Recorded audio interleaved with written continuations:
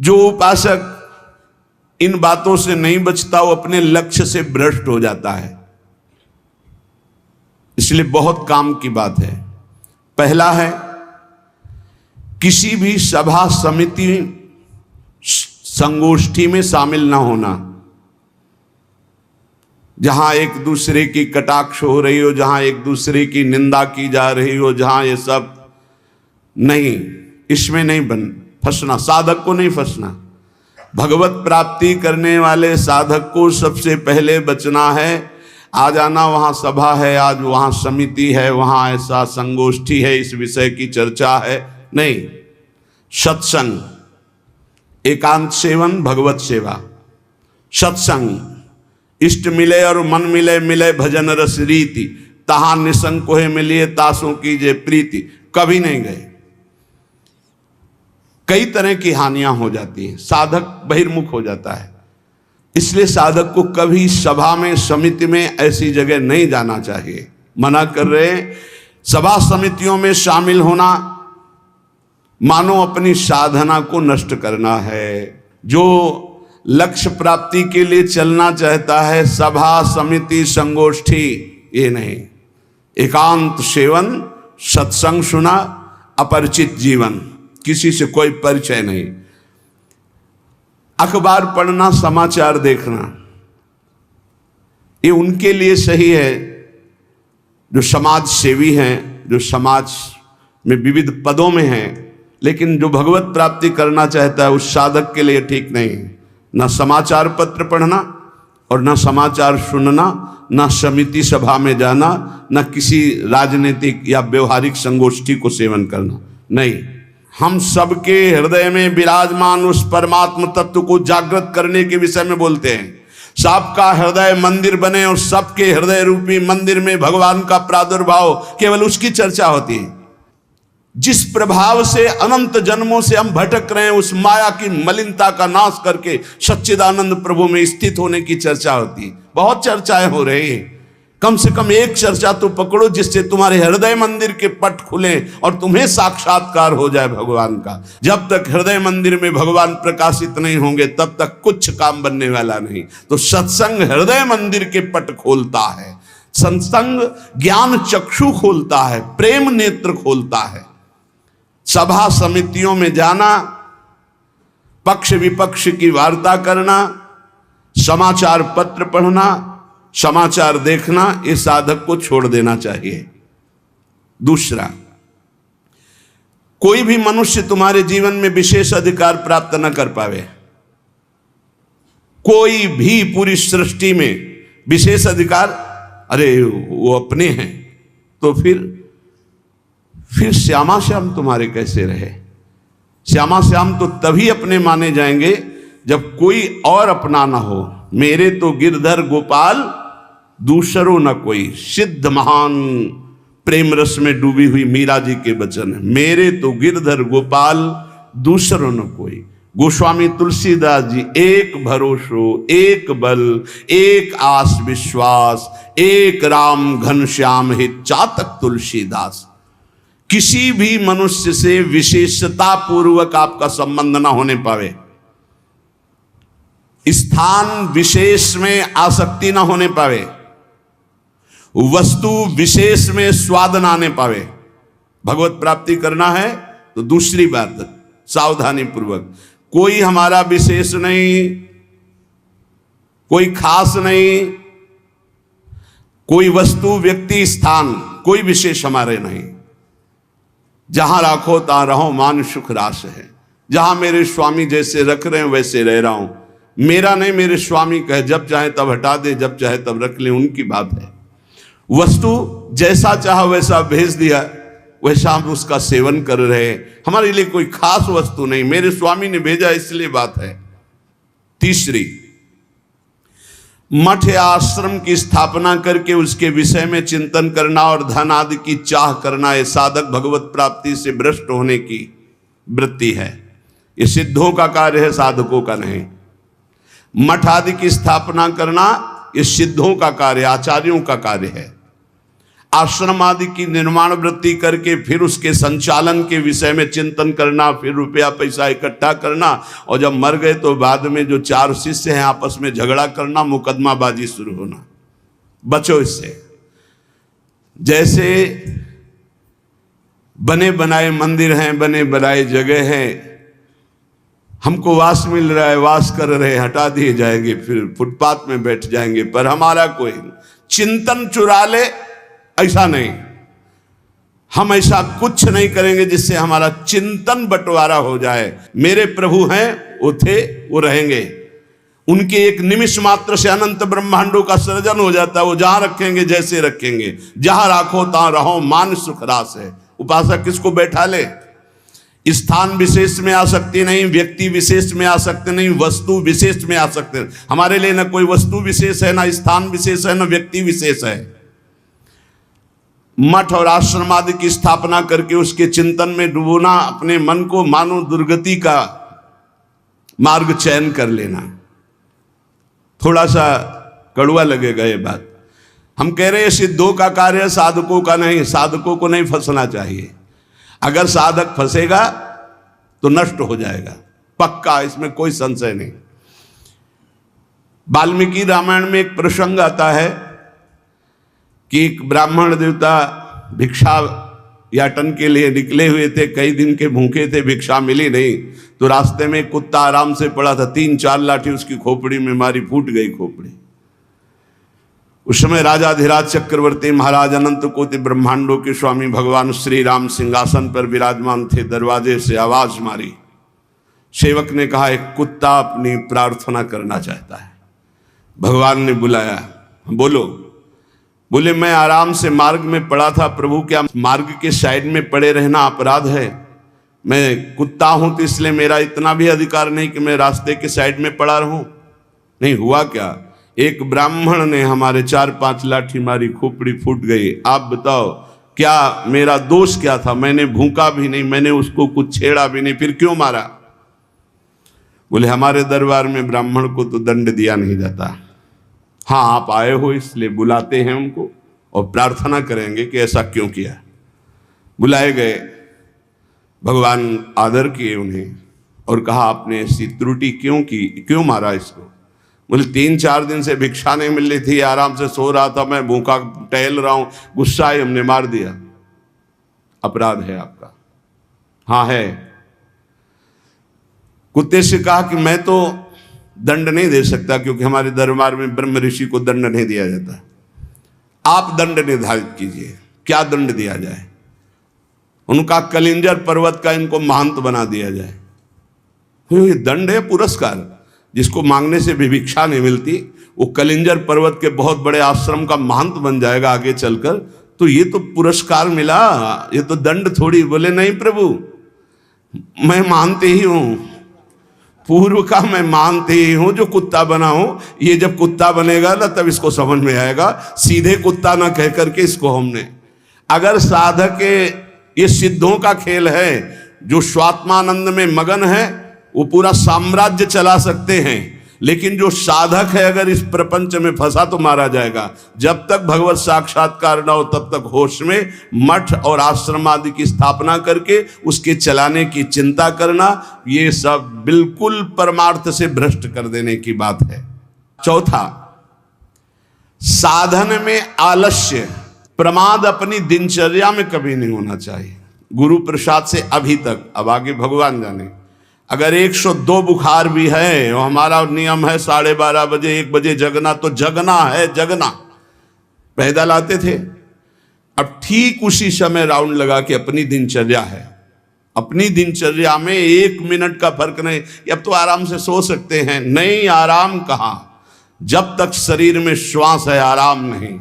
इसको ऐसे रगड़ा जाता है जैसे कंजूस मालिक नौकर से, ऐसे इस शरीर का प्रयोग किया जाता है। एक एक श्वास बचा बचा के भगवान के चरणों में, और खूब मेहनत कराओ इससे। ये किस काम में आएगा?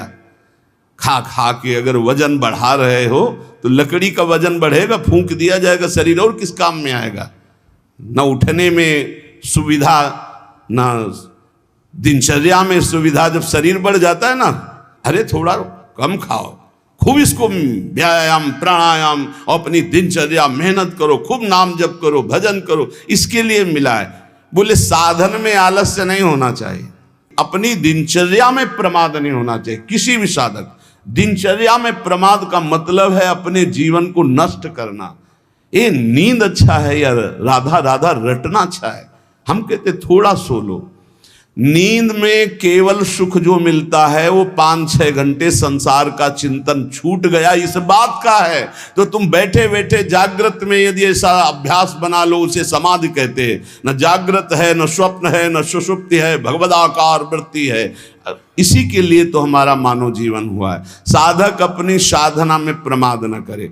कभी 3 बजे, कभी 4 बजे, कभी 5:30 बजे, कभी 2 बजे, ऐसी दिनचर्या ने एक राइट दिनचर्या, 2-4-5 मिनट की बात अलग, पूरे जीवन आजीवन एक दिनचर्या चलनी चाहिए साधक की।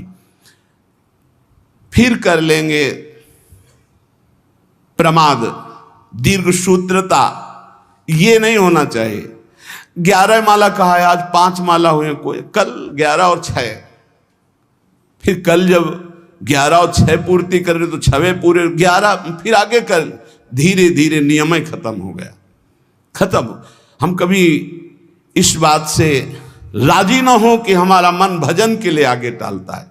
जब हम दीक्षा देते हैं तो इतना जरूर कहते हैं कि 11 माला गुरु मंत्र के अधिक जपो तुम्हारे सौभाग्य का विषय पर। हमारा नियम 11 कम से कम प्रारंभिक स्थिति में, 12 पद कम से कम चतुरासी जी के पूरी पाठ कर जाओ, तुम्हारे अहो भाग्य धन्य भाग।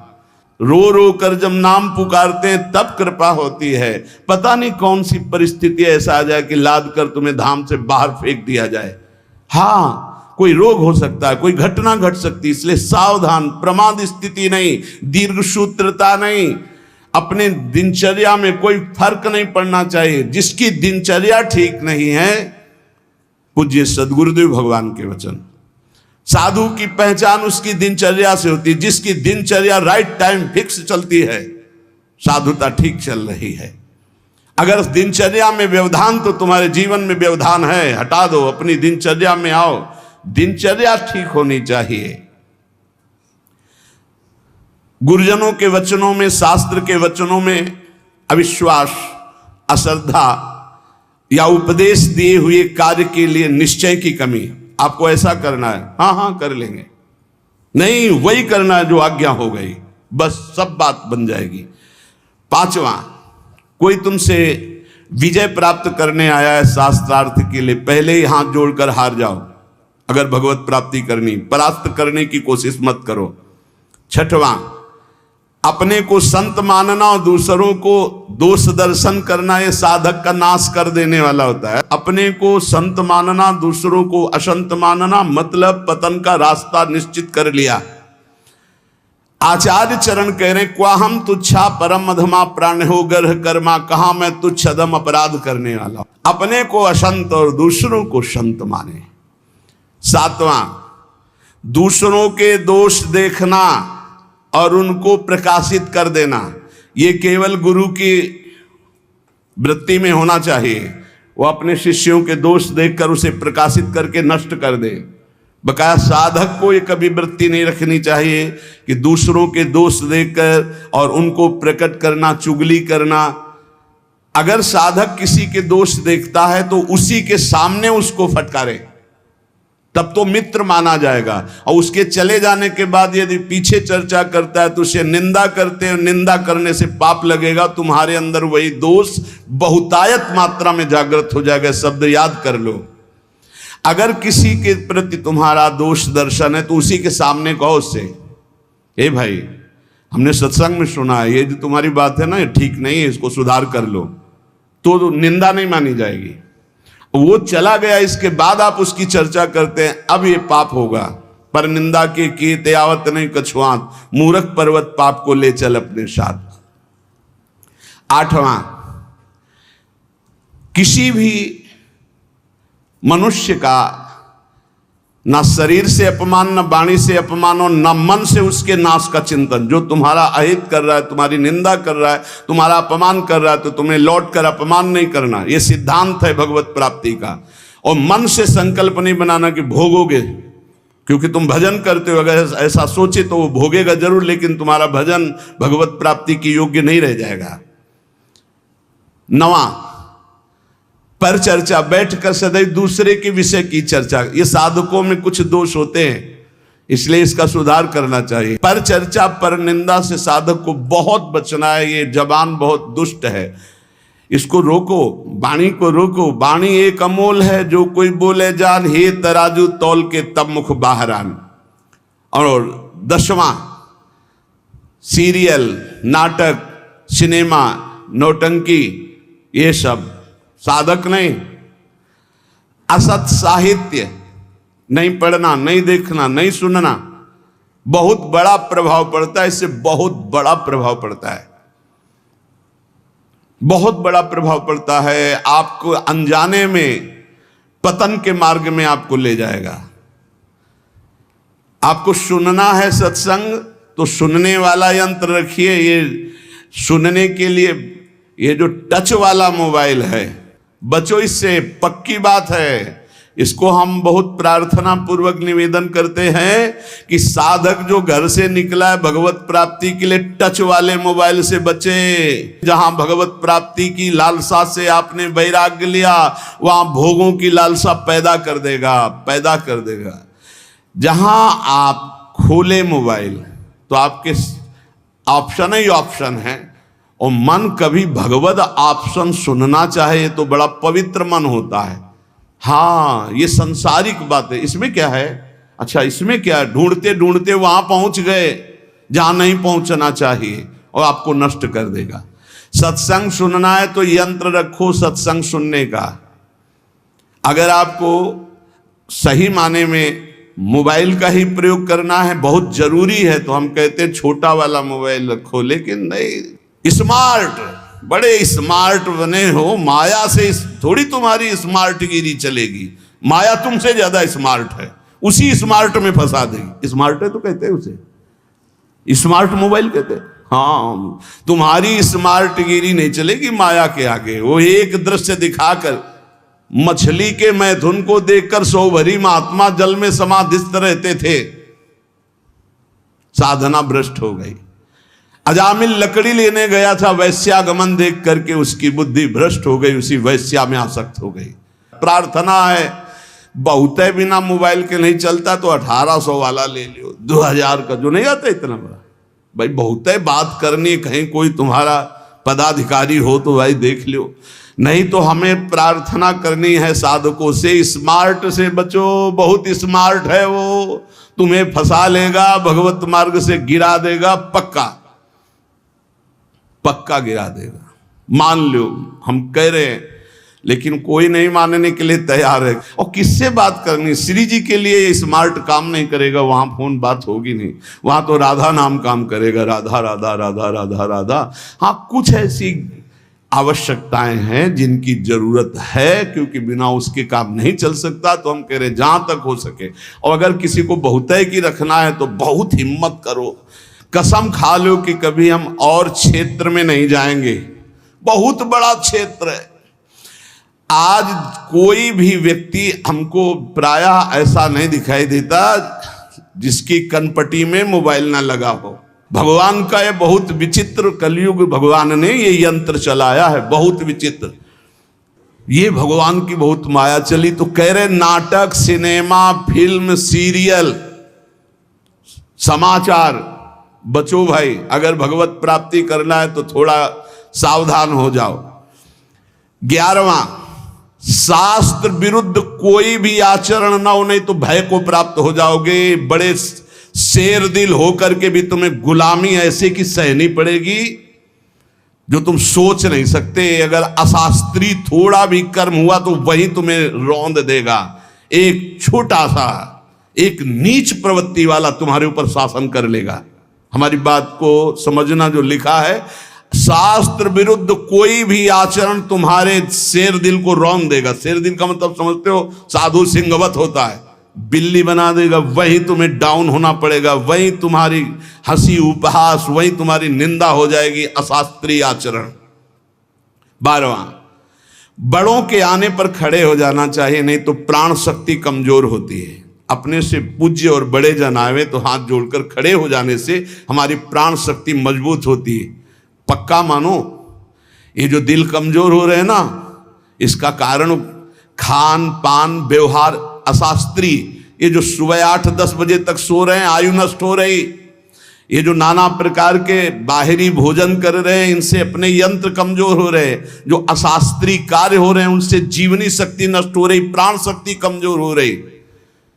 पक्का मानिए, आज प्रायः लोग ऐसा ही है कि 1-2 बजे रात्रि के सोते हैं और 8-10 बजे जगते हैं। हमारी प्रार्थना है भुवन भास्कर उदय हो रहे और आप सो रहे तो आपकी श्री कीर्ति यश पवित्रता प्राण शक्ति जीवन शक्ति इन सब का नाश हो रहा है। अरे प्रातः काल भगवान उदय हो रहे हैं, हाथ जोड़कर प्रणाम मात्र कर लो, नार्घ देव तो प्रणाम तो कर लो, भुवन भास्कर पधारे सूर्य नारायण। लेकिन नहीं, 10-11 बजे तक सोते, प्रायः दिनचर्या बन रही। सही माने में 10 बजे सो जाओ, 11, 12, 1, 2 दिन में 1 घंटा विश्राम का, जिसको दिन में विश्राम नहीं तो 9 बजे सो जाओ। 5 घंटे सो जाना बहुत होता है, 5 घंटे बहुत। अभ्यास योग युक्तेन, जैसा आप अभ्यास कर लो वैसा। आपने अभ्यास कर लिया 3 घंटे में तो 24 घंटे में 3 घंटे में काम हो जाएगा। आप अभ्यास कर लो।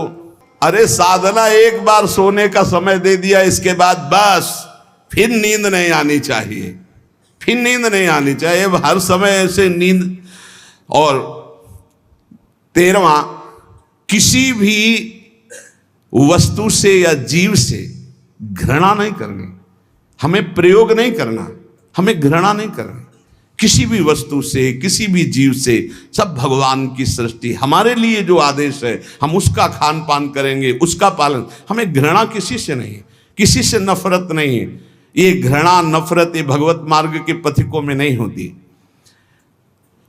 विपत्ति में घबरा करके किसी और से सहयोग मांग लेना, ये बहुत खास बात है। बैठे रहो, प्रभु देखते हैं, बने तो आपसे बने, नहीं तो बिगड़ जाए, देखेंगे आप कैसे बना। पक्का गिरते गिरते गोद में हो जाओगे। कई बार हमने अनुभव किया सेकंड का, अगर सेकंड की चूक हो जाती तो ऐसी घटना घट जाती। सेकंड की चूक, सेकंड की चूक नहीं होने दी मेरे प्रभु ने, हमने कई बार देखा है। इसलिए भारी विपत्ति में घबरा कर किसी और का सहयोग लेना कभी ऐसा अनन्य भक्त के द्वारा नहीं होना चाहिए। अब क्या होगा? वही होगा जो प्यारे राम जी को भाएगा। और राम जी मंगलमय है, पक्का मंगल ही होगा, अमंगल नहीं हो सकता। भक्तों का सदैव ऐसा ही होता है। वही होगा जो हमारी प्रियालाल चाहते, वही होगा जो हमारे इष्ट चाहते। इष्ट मंगल भवन है, अमंगल हो नहीं सकता। भारी संपत्ति प्राप्त हो तो फूलना नहीं कि अब तो। वैसे सही बात देखो, जो भगवान का भजन करते हैं उनके लिए हर कोई वस्तु हर्ष वाली नहीं होती। किसी में हर्ष होता है, बहुत सी बढ़िया चीज मिल गई, बहुत सब, हर चीज नाशवान है। हर चीज, हर वस्तु, यहां जितना दुखालयम अशाश्वतम नाशवान, यहां की कोई वस्तु हर्ष देने वाली है, सुख देने वाली है। प्रतिपल नष्ट हो रही, पर ज्ञान सही है नहीं है, इसलिए हम हर्षित हो जाते हैं कि हमको अमुक वस्तु मिल गई, अमुक व्यक्ति मिल गया, अमुक पदार्थ मिल गया। किसी भी कारणवश अकस्मात आपकी बात सिद्ध हो जाती है, जो आप कह दिए, तो आप उसके सिद्ध हो जाने पर जो आपने कहा, आपको दुख होना चाहिए। आपने जो चाहा वो हो गया, आपने जो मांगा वो हो गया, आपने जो कहा वो हो गया, तो आपको दुख मानना चाहिए। नहीं नहीं, ये अगर बात मेरे अंदर आ गई तो मैं भगवत प्राप्ति नहीं कर पाऊंगा, इस बात का दुख होना चाहिए। आगे ये सावधानियां वर्णन करके कह रहे कि जो पुरुष इसी जन्म में भगवत प्राप्ति करना चाहता है तो सरसैया में पड़े हुए भीष्म जी ने युधिष्ठिर जी को उपदेश दिया, ध्यान से सुन ले, इसी जन्म में भगवत प्राप्ति हो जाएगी। जो पुरुष इसी जन्म में भगवत प्राप्ति करना चाहता है, मनुष्य शरीरधारी, वो पहले आहार पर संयम करे, उसे सूक्ष्म करे, इतना कम ना करे कि भोजन का चिंतन हो, पर इतना भी ना करे कि डकार आवे। भगवत प्राप्ति करनी है तो ये बात पकड़ लो, हजारों जगह शास्त्रों में बात लिखी, मिता आहार, भिक्षान्नम औषधम, जैसे औषधि पाई जाती है ऐसे बहुत संभाल के खाओ पियो, जितने से एकदम आपका शरीर हल्का बना रहे। एक दो शरीरों को तो रोग हो जाता है, वो क्या कहते हैं जो गले में होती गांठ, थायराइड है ऐसे, वो तो बात अलग है कि भाई अब थायराइड हो गया है, नहीं तो खाईराइड में ज्यादा तगड़ाट हो रही, खाईराइड खूब खाते चले जा रहे। जिसको इस जन्म में भगवत प्राप्ति करनी, भोजन पर पहले सुधार करे, अल्पाहार और सात्विक भोजन, चाट चटोरा भोजन की तरफ से बचे। अगर भगवत प्राप्ति करनी है, अल्पाहार करे, प्रकृति से परे अविनाशी पद की प्राप्ति के लिए प्रकृति के आकर्षण पर विजय प्राप्त करना पड़ेगा। जो साधक घर में रहकर या घर छोड़कर, दोनों साधक होते हैं, गृहस्थी और विरक्ति, जो घर में रहकर साधना कर रहे हैं उनको चाहिए किसी और का ना खाएं, अपनी मेहनत का कमाया हुआ ही भोजन पावे, चाहे जहां जाए, कहीं किसी और का ना खाएं। 10 रुपए का खाया है 20 दे दो, तुम्हारे को भगवत प्राप्ति करना है। कभी ऐसा नहीं कि रास्ते में भंडारा बट रहा है, हलवा बट रहा है, दबा के पा लिया, चलो यार कम से कम बचे तो 100-200 रुपए, नहीं बचे नहीं, जिसके लिए आए थे वो सब ले गया। वो गृहस्थ आदमी को अगर किसी का पानी भी पियो तो 5 रुपया उसको दे दो, 2 रुपया दे दो, नहीं रुपया दे दिया, वहां 2-4 दोना पत्तल उठा करके आसपास से कुछ सेवा कर दो। कोई तुम्हारे सुकृत ना लेने पावे भगवत प्राप्ति के मार्ग। अगर विरक्त है तो भिक्षान्नम औषधम, विषयों के सामने उपस्थित होने पर भोगने की इच्छा ना होना। गृहस्थ हो, तुम्हारे धर्म के विरुद्ध भोग का अवसर आ गया, हट जाओ, भाग जाओ, प्राण बचा लो, मत भोगना, नहीं तो भगवत प्राप्ति में बाधा।